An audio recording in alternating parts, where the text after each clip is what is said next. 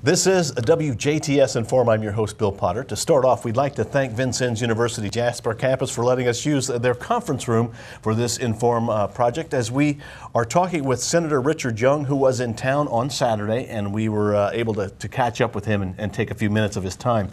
Senator, thank you for being here. We missed you last time.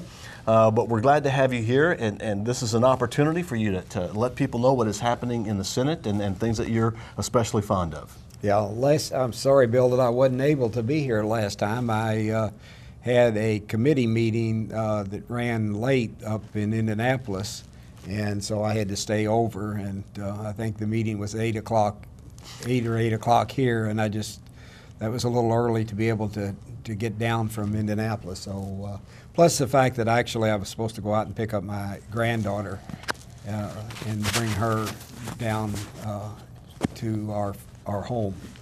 So, Okay, well, you had mentioned in the session at Saturday in Jasper about many agricultural bills that you're working on and things that you're excited about passing through. Well, I'm one of the committees that I'm the ranking member on is Agriculture and Natural Resources. And we've had a lot of issues this year dealing with agriculture. We had a constitutional amendment, SJR 7, which is a guarantee for constitutional amendment to allow for guarantee the rights to hunting and fishing. And it also includes the rights to practice agriculture operations. And so this is a response to a lot of the behavior from organizations like the Humane Society of the United States and PETA, animal rights groups that feel that people shouldn't be eating raw meat, poultry, fish, that foods like corn, soybeans should be going directly to people, not in what they see as an inefficient way going to animals. And so this is sort of to check and protect our rights to those people who want to be able to hunt and fish in the future, and to continue on our agriculture programs with livestock. For example, of course, here in Du Bois County, the poultry business of raising turkeys is a big business, you know, and so this is just an added protection to those industries. And where does that bill stand right now? That bill that's a resolution for a constitutional amendment. It has to pass 2 sessions of the Indiana General Assembly.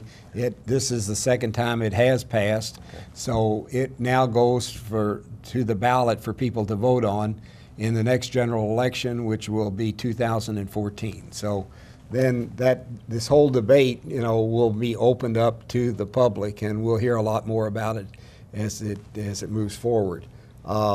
We also dealt with Senate Bill 319, which we had quite a bit of discussion about here today, and that has to do with basically how we assess agricultural property. The Department of Local Government Finance had essentially changed the formulas that we use, or at least one aspect of that formula, which is the production factor. And that is just one part of a formula they use to establish what the rates are going to be for agriculture land, property tax assessments. And with the change they put in place, it would cause some farm agriculture tax rates to go up as much as 50%. And many of us felt that was exorbitant, and that there was basically no rationale for why they were making these changes. When we asked them, they simply said, well, that was their calculations, the way they thought it should be done. So what we've done is said that for the 2013 taxing year, we will use the 2011 assessments, and then we will require the Department of Local Government Finance to get together with Purdue University and do a study over the summer and then report to the Agriculture Committee on their findings and their rationales for exactly why they think we should or should not be using these new factors, and then we'll try to, with some actual information in hand, try to make the adjustments we need in the future. And that is on a fast track. That's on a fast track. I wasn't aware of that, but Mark said that they, in fact, were passing that through the House. We've already passed it through the Senate, but they're fast tracking it in the House, and we'll be get it ready so it can be used for this year's assessment. Any other bills that you'd like to? Well, I've got, as far as agriculture issues, last year the Board of Animal Health did a study on the issue of raw milk.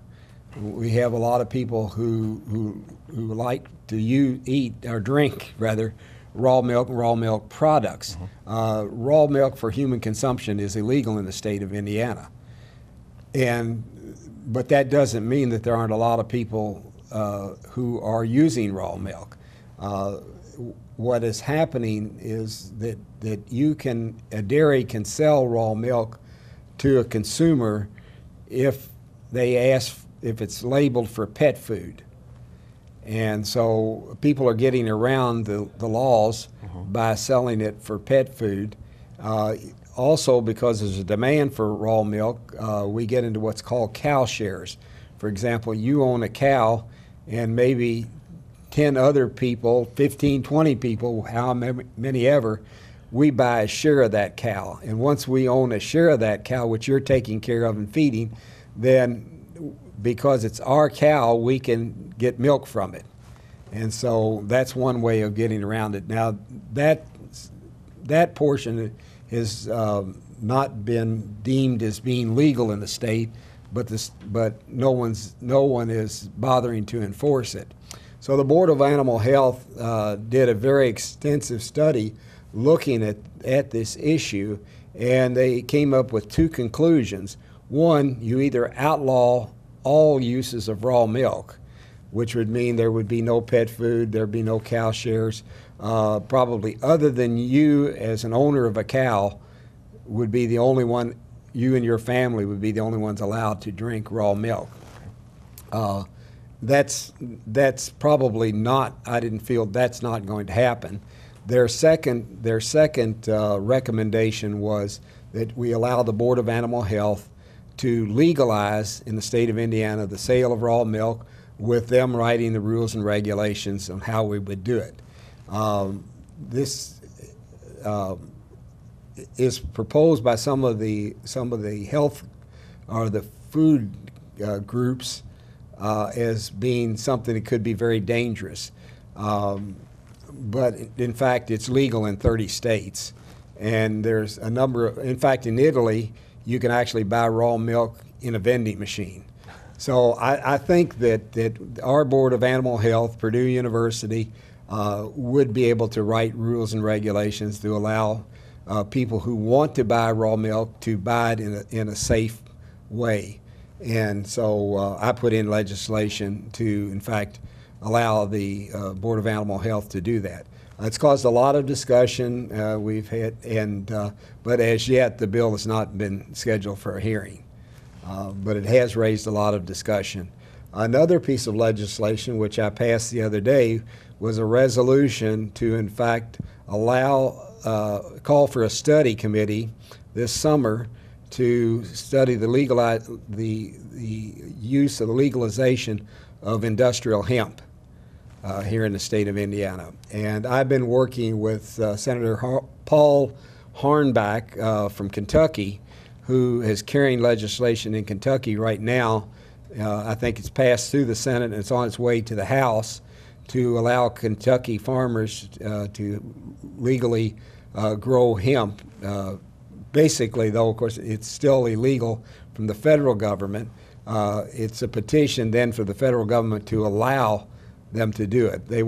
We wouldn't be growing it unless the federal government decides that they're willing to allow us to do it. So I'm joining on that to study the possibilities of Indiana doing that. I'm told that back during World War II, Du Bois County was hemp was a major product in Du Bois County, and it was used for rope during the war. Now there's literally hundreds of products that can be made from hemp. In fact, the paper that the Bill of Rights is written on is hemp. So, interesting. And so there's a study group that will be studying that this summer. There's a study, yes, and the resolution has already passed the Senate. I've checked with the President Pro Tem and the minority leader of the Senate. They're the ones who have to assign study committees, and they've already assured me that they will, in fact, assign that to an agriculture study committee for this summer. There's a good chance that Senator Hume and I will both be serving on that committee to look at that issue.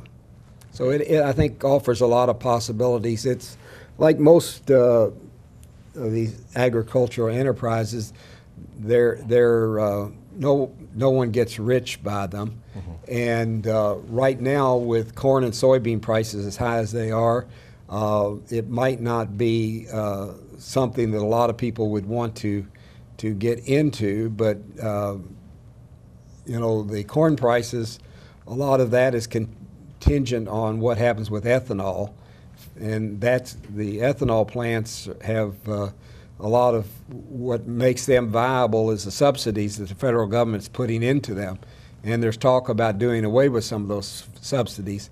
If that should happen, then corn prices are going to come down, quite possibly, and then this might provide a viable alternative. Now, I would say that in Kentucky, in fact, the majority leader of the U.S. Senate, Mitch McConnell, has endorsed the legalization of industrial hemp. But it would be something that would be closely regulated to begin with. Not everybody would be able to go out and immediately start growing industrial hemp. It would be probably a few people allowed to do it under certain conditions, and then that would be monitored. So then we'd move forward and see how that works out.